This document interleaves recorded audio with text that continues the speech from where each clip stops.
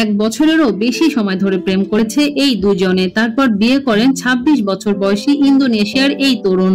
বিয়ের কয়েকদিন ধরে স্ত্রীর আচরণে তার বেশ সন্দেহ জাগে।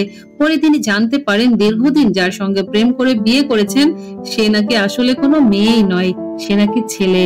কথাটা জানার পরে তার মনের কি অবস্থা হয়েছে একটু কল্পনা করে দেখুন। যাই হোক, এই তরুণের নাম একে। তিনি জাভা দ্বীপের নারিঙ্গুল অঞ্চলের বাসিন্দা। 2023 সালে সামাজিক যোগাযোগ মাধ্যমে আদিন্দা কাঞ্জা নামের এই নারীর সঙ্গে তার পরিচয় হয়। পরিচয়ের পর তারা দেখাও করেন। তবে কাঞ্জার সঙ্গে যখনই তার দেখা হতো তিনি বোরকা পরে তার মুখ ঢেকে আসতেন। একে জানান ইসলাম ধর্মের অনুশাসনের প্রতি তার এই নিষ্ঠা দেখে তিনি কখনো এ নিয়ে কিচ্ছু বলেননি। এটা নিয়ে তার বিরক্তি বোধও লাগেনি কখনো।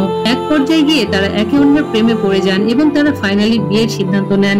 বিয়ের সময় কাঞ্জা জানান তার পরিবারে এমন কেউ নেই যারা বিয়েতে থাকতে পারবেন, তাই একের বাড়িতেই গত 12 এপ্রিল বিয়ের আয়োজন করা হয়। বিয়ের মাত্র 12 দিনের মাথায় একের মনে কাঞ্জার আচার আচরণে বেশ সন্দেহ জন্ম নেয়। তিনি দেখেন কাঞ্জা নাকি তার পরিবারের সদস্যদের সঙ্গে একেবারেই মেলামেশা করতে চান না, আবার বাড়ির ভেতরও তিনি পর্দা করেন। এমনকি একে তার সঙ্গে ঘনিষ্ঠ হতে চাইলেও কোনো না কোনো বাহানা দেখিয়ে তিনি এড়িয়ে যান। এই পরিস্থিতিতে একের মনে সন্দেহ আরো দানা বাঁধে। কাঞ্জা তার পরিবারের যে গল্প বলেছিল সেই সূত্র ধরে তিনি খোঁজ শুরু করেন। সেই অনুসন্ধানে নেমে একে জানতে পারেন কাঞ্জার বাবা মা এখনো বেঁচে আছেন। তিনি কিন্তু বলেছিলেন কাঞ্জার বাবা মা মারা গিয়েছেন। কত বড় প্রতারক চিন্তা করুন। তারপর একের সঙ্গে তাদের সন্তানের সম্পর্কে তিনি জানতে পারেন। তবে এত কিছু জানার পরে যে বিষয়টি একে জেনে সবচেয়ে বেশি ধাক্কা খান সেটা হচ্ছে কাঞ্জা মেয়ে নয় ছেলে।